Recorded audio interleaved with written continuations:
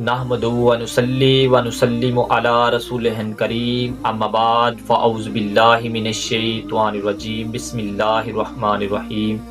کل نفس ذائقۃ الموت، صدق اللہ العظیم۔ ان اللہ و ملائکتہ یصلون علی النبی، یا ایھا الذین آمنوا صلوا علیہ وسلموا تسلیما۔ الصلاۃ والسلام علیک یا سیدی یا رسول اللہ وعلی آلک و صحابک یا سیدی یا حبیب اللہ۔ گناہگارم سیاہ کارم شفاعت یا رسول اللہ، خراب و خستہ و خارم شفاعت یا رسول اللہ۔ تورا ثانی نہ شد پیدا نہ در دنیا نہ در عقبا، تو ہی در کرا یکتا شفاعت یا رسول اللہ۔ میری آج کی یہ ویڈیو موت کے متعلق، اللہ اور اس کے رسول پر ایمان لانے کے بعد کائنات کی جو سب سے اٹل حقیقت ہے، جو سب سے پختہ حقیقت ہے، وہ ہے موت۔ جو آیا ہے اس نے جانا ہے۔ کسی شاعر نے کیا خوب کہا ہے کہ کوئی بن گیا رونق پکھیا دی، کوئی چھوڑ کے شیش محل چلیا، کوئی پلیا ناز تے نخرے وچ، کوئی غرم ریت تے ٹھل چلیا، کوئی بھول گیا مقصد آمن دا، کوئی کر کے مقصد حال چلیا۔ غلام فریدا اے دنیا مسافر خانہ، کوئی اج چلیا تے کوئی کل چلیا۔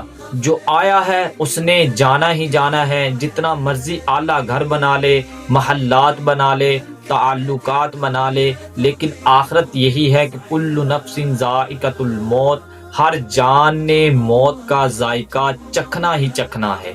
موت کیا ہے؟ پوائنٹ نمبر 1، موت کیا ہے؟ موت یہ ہے کہ روح کا بدن سے نکل جانا، روح کا بدن سے جدا ہو جانا، اور جدا ہونے کے بعد روح مر مٹ نہیں جاتی بلکہ عالم برزخ میں رہتی ہے۔ اور علماء کرام، بعض علماء کرام یہ لکھتے ہیں کہ ایمان اور عمل کے مطابق اعتبار سے ہر روح کے لیے الگ جگہ مقرر ہے۔ قیامت آنے تک روح وہاں رہے گی، کسی کی عرش کے نیچے، کسی کی اعلیٰ علیین میں، اور کسی کی اس کی قبر پر۔ اور کافر کی روح قید رہے گی، یعنی کافر ہے جو بے ایمان، جس کو موت آئی ہے، ایمان پر موت نہیں آئی، اس کی روح قیامت تک قید رہے گی۔ یعنی روح مرنے کے بعد، آدمی کے مرنے کے بعد روح مر مٹ نہیں جاتی بلکہ سلامت رہتی ہے۔ جو کوئی قبر پر آئے اس کو دیکھتی ہے، پہچانتی ہے، اس کی آواز کو سنتی ہے۔ حدیث شریف میں آتا ہے کہ مسلمان جب مر جاتا ہے، مسلمان جب مر جاتا ہے تو اس کی راہ کھول دی جاتی ہے، اس کی راہ کھول دی جاتی ہے، وہ جدھر چاہے، جہاں جانا چاہے جا سکتا ہے۔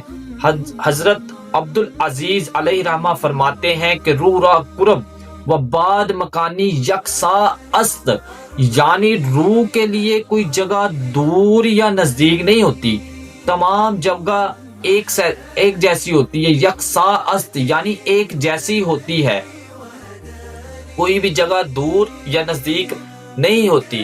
اور جو یہ ایمان رکھے، یہ عقیدہ رکھے کہ مرنے کے بعد روح بھی مٹ جاتی ہے، وہ بے ایمان ہے، اس کا عقیدہ غلط ہے۔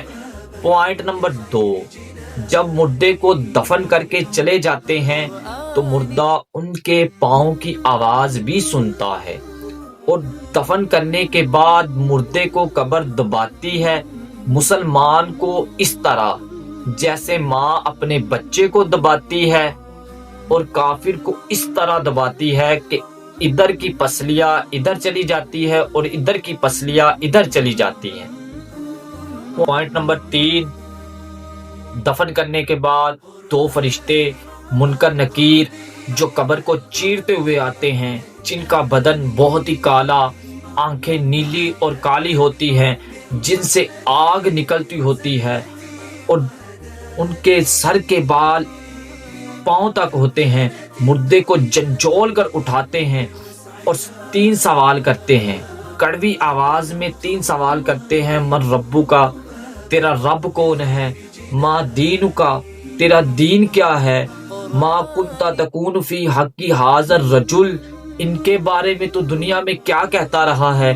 اگر مرنے والا مسلمان ہوگا تو پہلے سوال کا جواب دے گا ربی اللہ، میرا رب اللہ ہے، اور دوسرے سوال کا جواب دے گا دین الاسلام، میرا دین اسلام ہے، اور تیسرے سوال کا جواب دے گا ہوا رسول اللہ صلی اللہ علیہ وآلہ وسلم، یہ اللہ کے رسول ہے، ان پر رحمت نازل ہو اور سلام بھی۔ اب پکارنے والا ایک آسمان سے پکارے گا، اللہ فرمائے گا میرے بندے نے سچ کہا، اس کے لیے جنت کا بچھونا بچھاؤ، جنت کا لباس پہناؤ اور جنت کا دروازہ کھول دو، اور جہاں تک اس کی نظر جاتی ہے اس کی قبر کو کشادہ کر دو، کھول دو اور روشن کر دو۔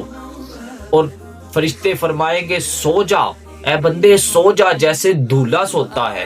اور اگر مرنے والا کافر ہوا تو سوالوں کا جواب نہیں دے پائے گا اور کہے گا ہاں ہاں لا ادری، ہائے افسوس مجھے معلوم نہیں تھا۔ اور اب پھر ایک پکارنے والا آسمان سے پکارے گا اور فرمائے گا یہ جھوٹا ہے، اسے جہنم کا بچھونا بچھاؤ اور جہنم کا لباس، آگ کا لباس پہناؤ، اور دو فرشتے مقرر کر دیے جائیں گے جو قیامت تک اس بندے کو، اس کافر کو طرح طرح کے عذاب دیں گے۔ اللہ تعالی ہمارا خاتمہ ایمان پر فرمائے اور ہمیں سمجھ بوجھ عطا فرمائے، اور موت سے پہلے موت کی تیاری کرنے کی توفیق عطا فرمائے، اور ان تمام باتوں پر عمل کرنے کی توفیق عطا فرمائے۔ السلام علیکم ورحمۃ اللہ